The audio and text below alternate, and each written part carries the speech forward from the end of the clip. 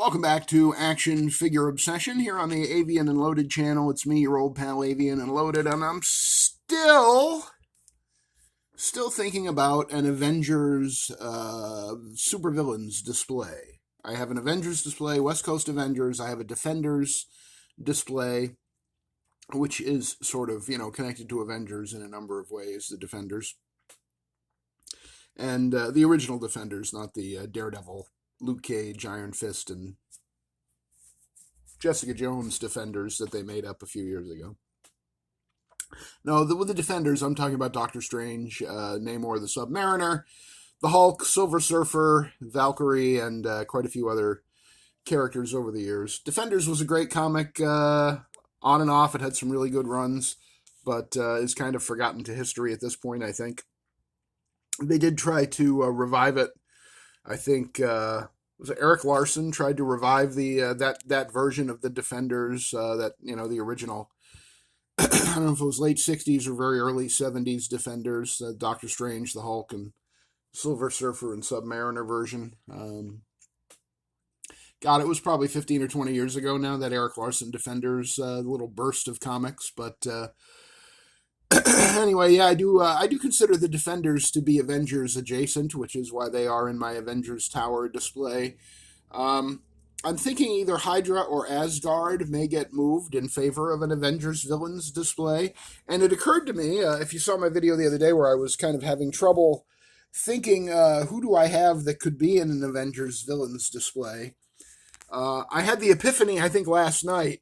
The first Avengers villain, Thor's brother Loki, the adopted frost giant. Thor's adopted brother. The prankster, the scamp, Machiavelli in green and yellow. But yeah, I don't know. I think about. I usually go back to first principles when I'm thinking about displays, like who should be. Who are the foundational characters of this franchise? But Avengers is so vast. Not even talking about the movies, just the comics. There have probably been 800 issues of various Avengers comics or more. They might even be up to 1,000 by now with all the spin-off titles and reboots and Volume 2, Volume 3, Volume 4, whatever. There have been a lot of Avengers comics and a lot of Avengers villains. And when I hit on Loki, and I don't mean that I hit on Loki. Hey, Loki, you're looking pretty good. But and he looks pretty good, by the way, because this is the retro reissue with the Tampa Graphic scale mail running down his center of his body there. The first Loki, the single-carded Loki, was a pretty bad figure. This one is a little better, I think. Had his better head sculpt anyway. But I think what I was hung up on with Avengers and wasn't really thinking clearly is that most Avengers, the people that we think of as Avengers villains, are actually either villains from a single character, such as Baron Zemo here being a Captain America villain, or the Red Skull being a Captain America villain, or Kang, the Conqueror, being a Fantastic Four villain. Ultron is definitely an Avengers villain. He was created in the pages of Avengers and is definitely, and he was the first one I thought of, I guess, and that's probably why. Taskmaster as well debuted in Avengers and is through and through an Avengers villain. But a lot of them, Scourge, I think, is also known as Demolition Man. Scourge, I think, is a Captain America villain, if I recall correctly. Certainly seemed that way in his appearances in the movies as well. Oh no, wait a minute, that was Crossbones. The Crossbones in the Avengers movies seemed a lot like Scourge in the comics. I don't know. Sometimes they did that kind of thing. But anyway, Thanos, big Avengers villain in the movies, and certainly even somewhat in the comics. And yet, Thanos was originally created by Jim Starlin as an antagonist against I think Adam Warlock and Captain Marvel. And Adam Warlock and Captain Marvel, both Avengers adjacent characters. Certainly the Marvel, Captain Marvel, I think was basically an honorary Avenger at one point. Not so sure about Adam Warlock. He's kind of a go-it-alone, do-it-yourselfer kind of a guy. But AIM back there. Oh, I meant to put Elvis Modoc over in the back there. Maybe near the conference table.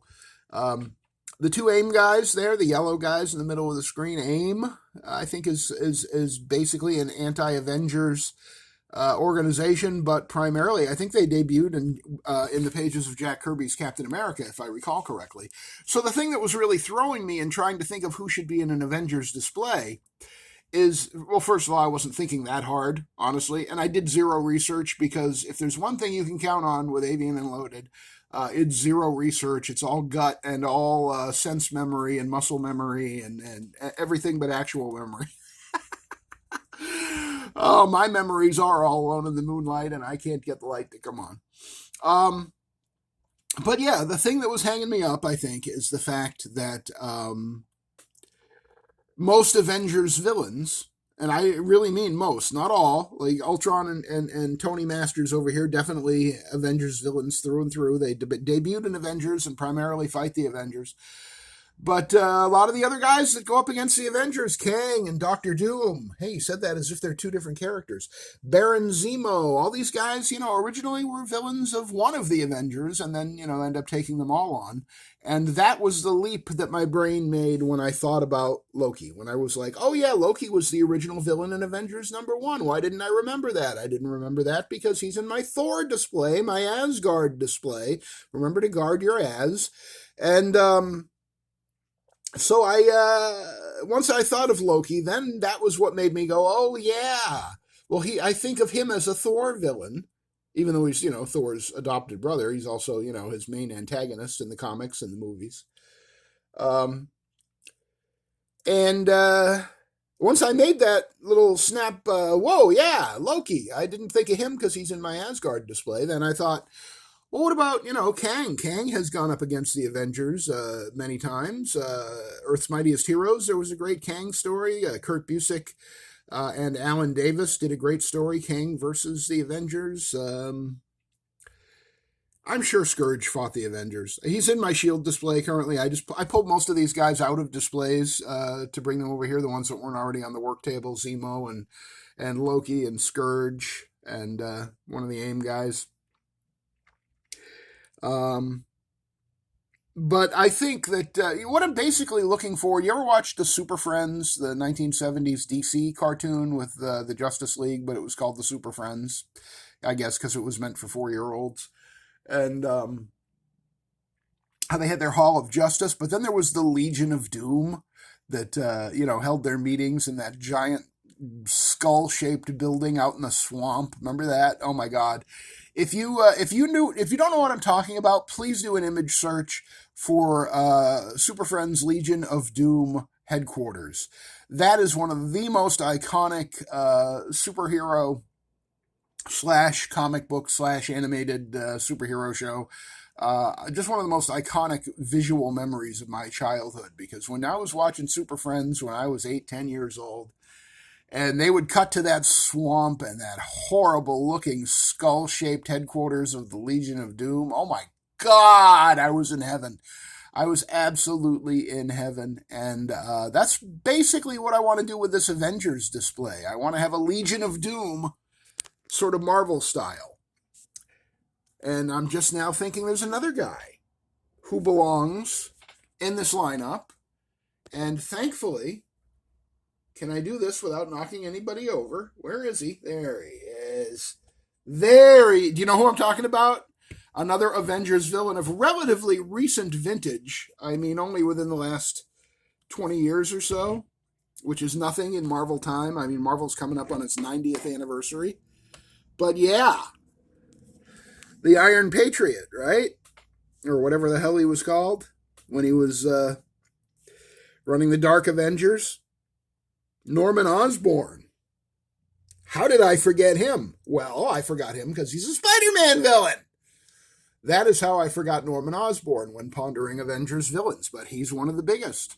Maybe I should even turn my kit-bashed dagger back into Moonstone, since Moonstone, too, is something of an Avengers villain and also a close associate of old Cornrows himself here, Mr. Norman Osborn. I have talked about some of these figures in recent videos. My Taskmaster, Tony Masters Kit Bash. On a scale of 1 to 100, 1 being completely unlike what it should look like, and 100 being, yeah, that's Taskmaster. I look at him and I know that's Taskmaster.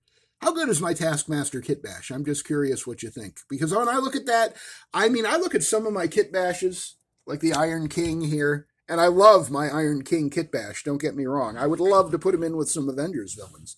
But I made him up. He doesn't exist in any comic book. The Iron King is the MCU Kingpin with the head from the Hydra Stomper. I think Doctor Doom fists and a beret. You know, why you got light here, use it. The beret from G.I. Joe Classified Series. Oh, and he's got some kind of pouches, military-looking pouches on his obviously Kingpin legs. But, you know, I look at my Iron King kit bash and I'm just like, I love this guy. It's one of my favorite kit bashes I've ever done. But it's a kit bash, and it doesn't represent any character that really exists. I see him, if anything, if you ever read Wally Wood's Thunder Agents that he drew in the 1960s after he was done with his EC Comics run, I think of the Iron King as being the kind of villain that would have gone up against the Thunder Agents back in the Wally Wood days, or perhaps Peacemaker, when Peacemaker was still being published by Charlton before it got bought up by DC. That's what I'm thinking of with the Iron King. Just kind of a one-off. We know now that he's the petty dictator of East Smaldovastan, you know, which is, of course, very far from Outer Smaldovastan, where he has exiled all his enemies. Outer Smaldovastan. And you know what? Fuck it. Fuck it. I'm leaving him in. I'm leaving him in. He may migrate. He may migrate from my G.I. Joe Classified collection into my Marvel Legends collection. It usually goes the other way. There are figures, like I have a Winter Soldier in my G.I. Joe Classified collection. A couple of the 2012 Commander Rogers figures with the janky hips, I put them on stands, and they're in my G.I. Joe displays because they look like G.I. Joes. Commander Rogers basically looks like a G.I. Joe. Brought to you by. But, you know, there's a good Commander Rogers here. This guy right here. My Chris Evans Kit Bash Commander Rogers. I mean, come on. He looks like a G.I. Joe, right? He would fit in with my G.I. Joe collection. But right now, because I am, well, you know, hashtag ADHD, hashtag tired and wired, my attention span varies. And right now my focus, as you've probably noticed in these videos, is much more on the Marvel Legends collection than it is, pardon the fan, but my G.I. Joe collection right there in the center, the tan bookcase, and then the little circular cylindrical, those are all G.I. Joes, and then there's some G.I. Joes over there. A lot of G.I. Joes. But for this recent spate of action figure obsession videos, my obsession right now is Marvel Legends. I don't know why. G.I. Joe Classified series, generally the quality is better, even though they're both made by Hasbro. Maybe because Hasbro actually owns G.I. Joe outright. They don't have to pay any licensing fees. Maybe that's why they get more love. I don't know. I don't know how it all works. I'm just guessing and making shit up, just like every other YouTuber that talks about action figures. Well, there's a couple that know what they're talking about,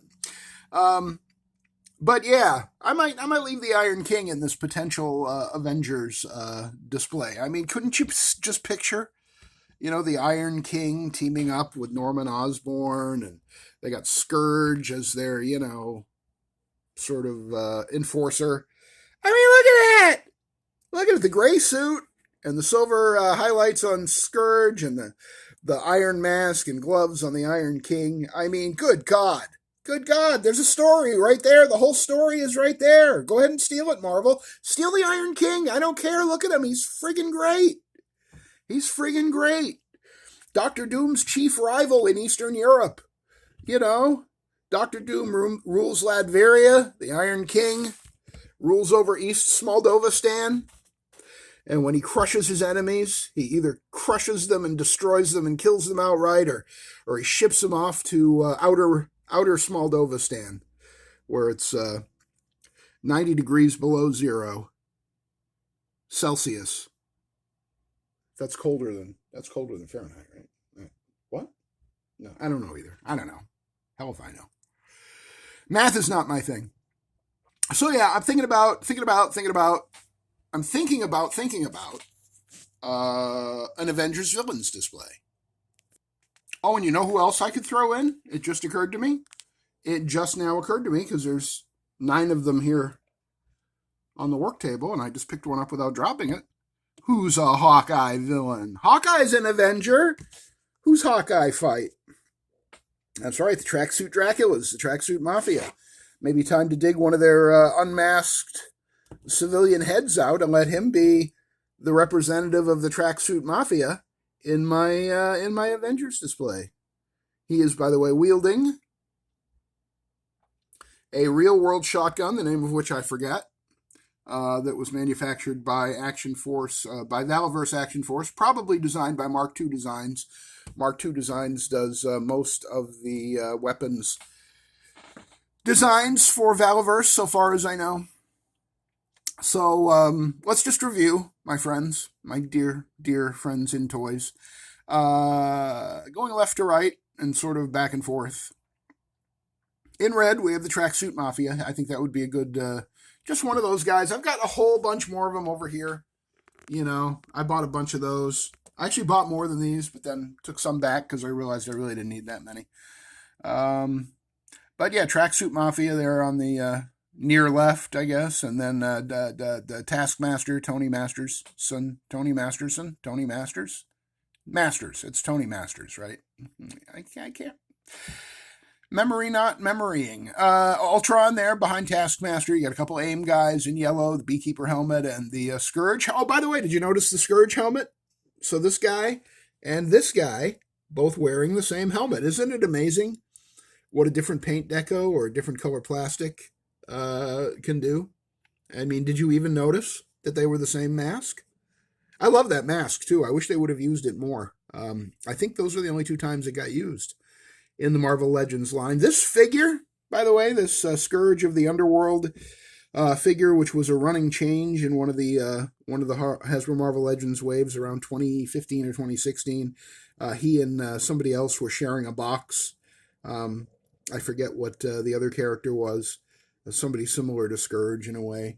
But I see a lot of army builders, like videos of action figure reviewers where they put like Captain America up against like 30 of these Scourges. I don't know if it went on clearance back in the day. I wish I had 30 of these because they are just so beautiful. The body armor. The only thing I don't like about it is the color scheme on the weapons, which is yellow and brown. And it's yellow and brown for the weirdest possible reason because Scourge in this iteration was, I think, Dennis Dunphy or Durfee, I forget. I think it was Dunphy, maybe. He had been a superhero, a wannabe superhero friend of Captain America's that I think Mark Grunwald created, called Demolition Man. And Demolition Man literally was I think a former professional wrestler, big heavyset guy, in a original Daredevil costume, the yellow and brown, which is what the color scheme of his weaponry represents. More than anything, it just makes me want a Hershey bar looking at that rifle. But yeah, his accessories really kind of let him down. And I do actually have these weapons, this rifle and this pistol. I do have in like black or gunmetal gray.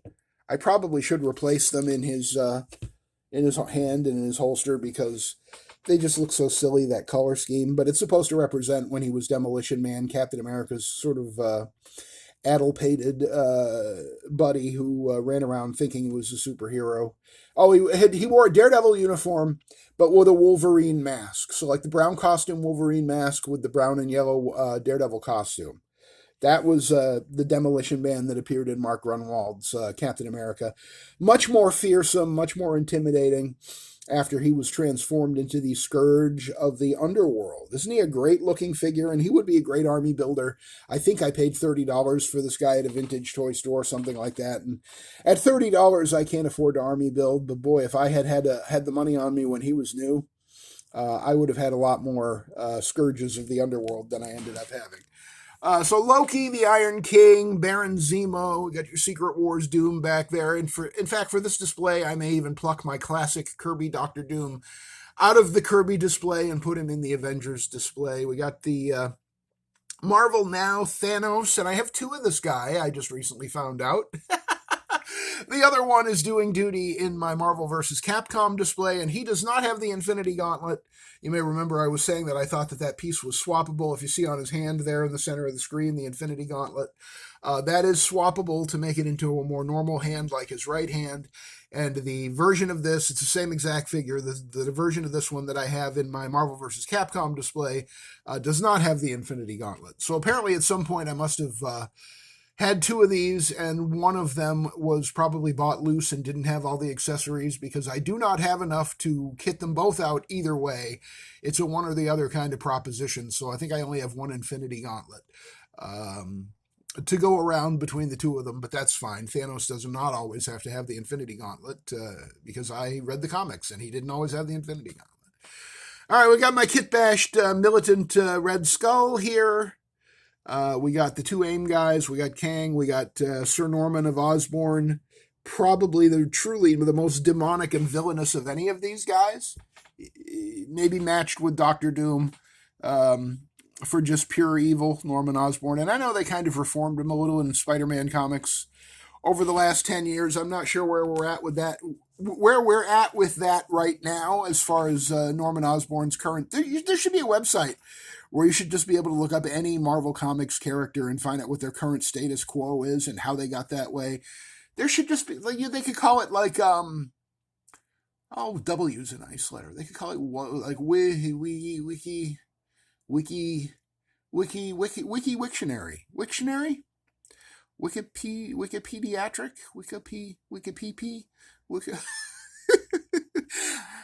What I'm saying here is I should probably just friggin' look it up on Wikipedia and see where old Cornrows is standing today in the grand scheme of the Marvel Universe 616 comic book world. What's he up to? Is he up to no good? Is he still trying to be a good guy? Has he apologized to Peter for killing Gwen Stacy and after, by the way, impregnating her apparently with that retcon story, and then she had those twins. And I love J. Michael Straczynski, and I love Babylon 5 so friggin' much, but his Spider-Man run, man, there was some evil shit that needed to be retconned away real fast. Just, I don't know what the hell happened there. I really, really, really don't. And I don't know how I got on that topic of Babylon 5 creator J. Michael Straczynski and all the terrible things that he did in Spider-Man comics. I mean, as God is my witness, there is an issue of J. Michael Straczynski's Amazing Spider-Man, the cover of which is Peter Parker tongue-kissing a 7-year-old clone of Gwen Stacy who has been artificially aged so that her body is that of a woman in her 20s, but mentally she's like 7 years old, and he's tongue-kissing her on the cover. And that's the JMS Amazing Spider-Man run in a nutshell. I'm not making this shit up, I swear to God. Look it up on Wikipedia, and you can learn more. Okay, I you know what? I can hear you going, isn't that enough? Isn't that enough, Avian and Loaded? Haven't we all suffered enough? You've now said Wikipedia 3 times. Enough is enough. Let's wrap it up. Thank you.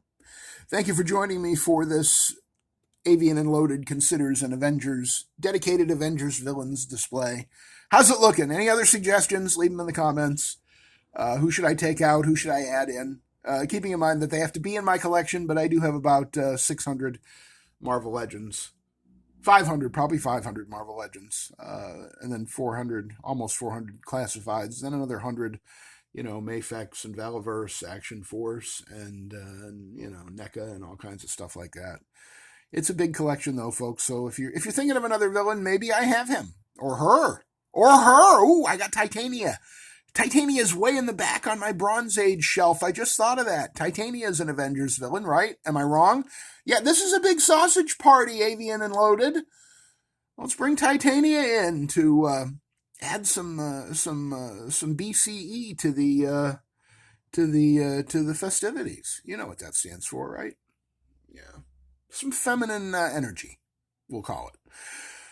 If you like this video, and you probably did until about 2 minutes ago, please like, comment, subscribe, share the video with anybody who you think is thinking about Avengers villains. And hit the notification bell if you subscribe so you're notified anytime I upload a new video. And thank you, as always, for joining me here on Action Figure Obsession. Apologies, I'm trying really hard to stop covering up the microphone with my finger. That's probably what you just heard. If you heard like a... I gotta get a tripod. I got to get a tripod. Maybe I'll make that my mission this weekend, try to find a tripod. Where do you find tripods? I don't even know. Amazon, of course. That's the answer to everything, right? So for me, and all these would-be petty dictators from East Moldovastan and Latveria, and what's the planet of the frost giants? I can't remember what their realm is called, but who else? Anybody else I can identify? Well, Norman Osborn's probably from New York City, right? Or, well, he might be from Connecticut. He commutes. All right. That's it. You're free to go. Thank you for stopping by this Action Figure Obsession. I will see you on the next one.